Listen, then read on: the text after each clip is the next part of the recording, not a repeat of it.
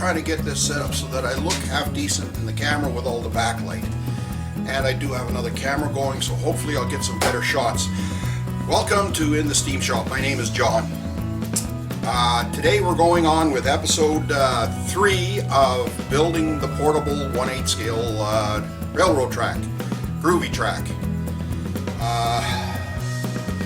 I planned on having this fancy intro onto this piece where I went shopping for the steel that's on the wagon, and I went shopping for the lumber I needed, and I tried a whole bunch of neat stuff. I put the GoPro on my headband and I went walking into the Home Depot in Fort Saskatchewan, videotaping. I might put a little clip of that, a few seconds there. And what happened was, the scenes where I'm driving and I'm sitting down and I've got the GoPro on, I can't see what the thing is recording. So I've got images which are, and I'm going down the road. Well, here I thought the camera was like this, and it was just an awful experience. Definitely do need to get a dash mount for my GoPros. I've got them, I'm going to use them. But as for going in the store and doing the shopping, I don't have one of them fancy GoPro sticks or whatever it is they use. And well, to do good video, got to put it on a tripod. Because when I was walking in the Home Depot, when I reviewed the scenes, it looks like I had Parkinson's disease. Shaking, and it was awful. I don't have Parkinson's, believe me. No, kids, don't worry. I don't have Parkinson's disease. My mouth might have it, but the rest of me doesn't. So anyways, we're on to building the 1/8 scale, 7.5 inch gauge Groovy Track, and we're on to the curved sections. Now, one of the things I thought you guys might be wondering is how I came up with the dimensions for my track. And I might say, well, I was looking for this and I was looking for that. Very simply, I had some numbers in my head, minimum radius for my locomotive, and be able to build the sections of track in a reasonable size. When I found out that my steel supplier has the steel in 20-foot lengths, it only made sense to make the panels about 10 feet long. 20 feet you can't put in a trailer, 10 feet most, so you can get a trailer or a van that can carry that. So that's where the consideration for the length of the track panels was 10 feet. Then to come up with the radius of the curve, that one I had pondered about for a long time. And being an ex-truck driver, I know, what I do is when I'm going down the road, I ponder these problems. How do I mill a steam engine? How do I do this? How do I do that? How do I build this portable track? It's been a dream of mine for a long time to build this track. So what I came up with is I knew I had to have the panels of track to be 10 feet. So I had to have a circle that the circumference came out to be a multiple of the 10. Did some good old mathematics. I came up with the idea of using the 10-foot panels of track. I needed a multiple of 10 feet. I did the calculations, you know what it is. C equals pi d, or pi d equals circumference. It's a very simple formula, and never knew how to do algebra, but I can muddle my way around this kind of stuff. And I did my first calculation at a 60-foot circle, which came out to 188 feet. So that would have been 30-foot radius, just over my minimum. No, not quite the right number. 70-foot diameter, 35-foot radius, 219-foot circumference. And then I hit the, let's just go right up to 40-foot radius, 80 feet diameter, 251. Oh, now I've got a number that's close to a number I was thinking about, because when you're dealing with circles and all those, the mosquitoes out here are getting incredible. Luckily I got my super leggings on. Okay, so when you're dealing with circles, I've discovered that if you keep the numbers to 3, 6, 9, 12, 18, 24, and 36, it makes things working with a circle a little bit easier. So I came up with the circumference of 240 feet. And if you divide 240 feet by 12, 240 by 10, sorry, numbers are going in my head again. 240 divided by 10 is 24 sections. Now I had the size of the circle that I needed, and I wanted an oval, so my decision was to go with two 50-foot straight sections to have an oval. That is, let's see here again, my numbers, 240, which would have been, just as a rough calculation, it would have been 80 feet plus 50, 130 feet long, right, and 80 feet wide. That makes a nice oval. It's fairly large. If I remember my numbers correctly, about the size of a hockey rink. I thought, that's perfect. So when I did the math to the 240 foot circumference and backtracked it, I came up with a diameter of 76.3941 feet. Okay, well, we're getting into the small numbers here. So my decision was that I was going to base the circle on the outside rail to have a reference point that goes all the way around. So the outside rail is the circumference I need, and that comes up to a radius of 38 feet 197.197. How the heck am I going to lay that out? One night I think I was watching one of the guys on YouTube, and he was doing the whether it was Adam or Doug or whatever, they were doing the on the DRO and coming up with a circle pattern to drill. And then all of a sudden he just went around the circle. I says, how does it do that? Then another guy showed how you actually do that. You tell the DRO what the circumference of the circle is, not the circumference, what the diameter, whatever, radius, diameter. You tell the DRO this number, and you tell them how many holes you want, and then you tell them where this, tell the DRO, well, here's the center of the circle, here's the radius of the circle, my starting point is at the top of the circle, and it calculated out all these points, whether it's 4, 6, or 8, whatever hole pattern he wanted. I says, well, if I look at engineering programs, I might be able to figure out how to do that. Because it's got to be there's more ways to skin a cat, as the old saying goes. So that's what I was working at. How do I skin this cat? How do I skin this problem? Came back, I found an engineering program that gave me a couple of tries at some calculations, and I came up with a hole pattern for a 76.3941 circle, and I needed a point every foot around that circle, so told it 239 holes. Yeah, no, it starts at 0. It tells you 0, 0.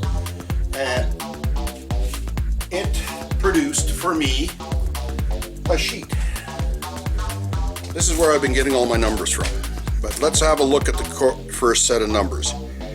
See, this is all, these numbers are all I'm interested in. My 0 point, the middle of the 10-foot arc, and then if you notice, the X values are my feet. But 11.998, I gotta read this backwards, can you believe that?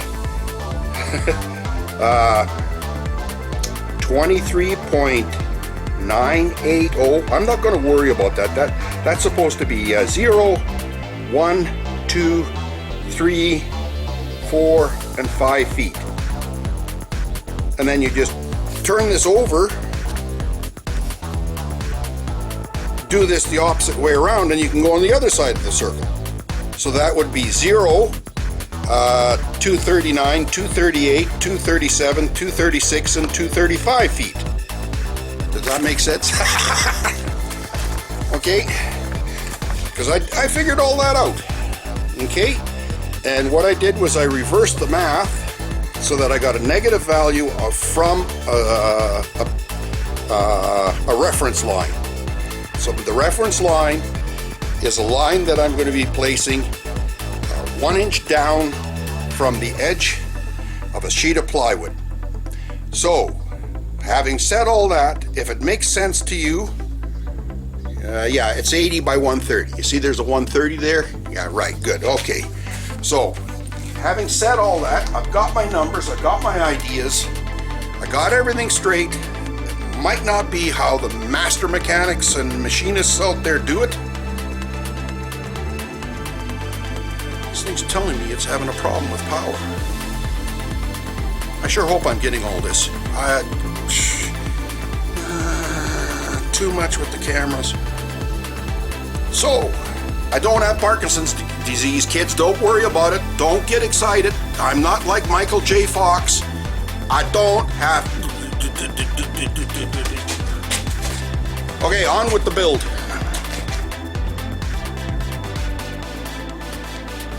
There's my car with all the steel.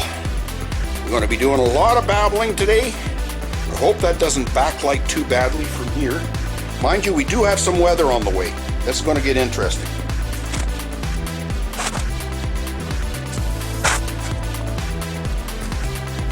Okay, woodworking. Where the hook my big fancy saw? Here it is! Here it is! I found it, Mama! I found it!